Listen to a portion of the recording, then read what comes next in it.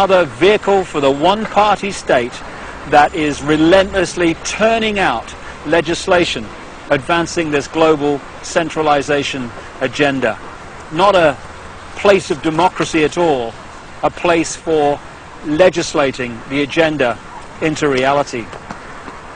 Well, you've heard the information and possibly read it in The Biggest Secret at greater length also.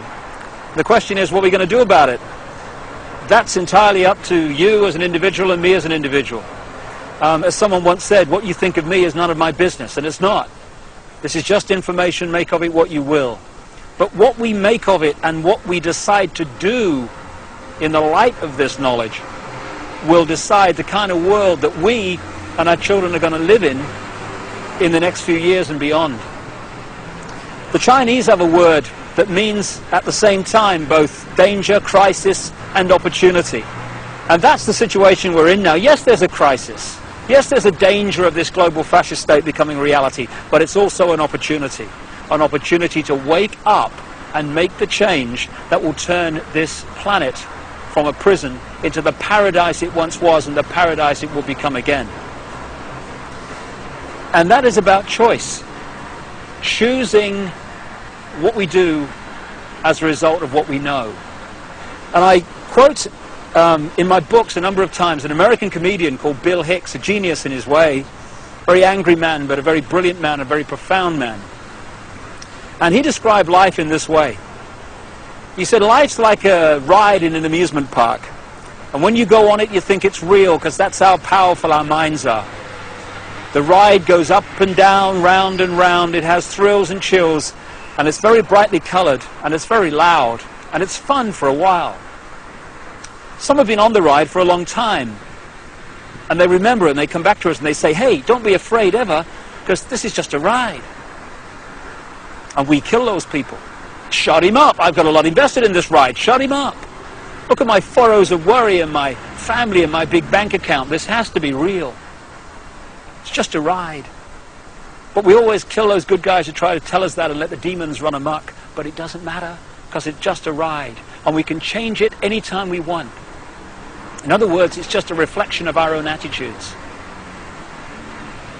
And to change, as Bill Hicks said, doesn't need big bank accounts. It just means a choice right now between fear and love. Fear is the four-letter word that has controlled this planet and this human race for thousands of years. Love is the word that will set us free.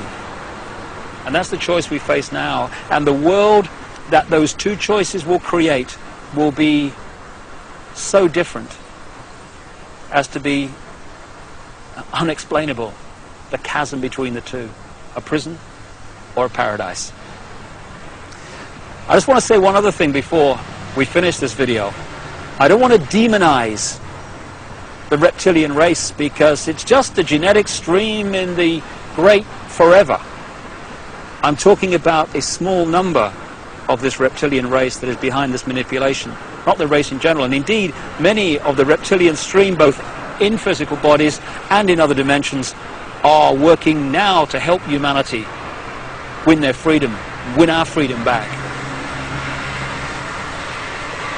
And I'd like to thank once again also Arizona Wilder for having the guts to stand up and speak her truth. And if enough people do that, then this house of cards, because that's all it is in the end, is going to fall. And I'd like to thank also my friend Brian Desborough for helping Arizona and for his own commitment to truth. We're now at the crossroads of the evolution of the human race, or a crossroads anyway. And the good news is this: there is a global awakening going on. I've spoken in something like 20 countries in the last 18 months. People are waking up. They're asking questions. They're seeing themselves and the world in a different light. And this is going to gather pace and is gathering pace all the time. And it's this transformation of human thought and perception that is going to bring the change that we've dreamed about for so long. Dreams are merely imagination which can be made reality if we're prepared to do what is necessary to achieve that. That's the challenge we face now.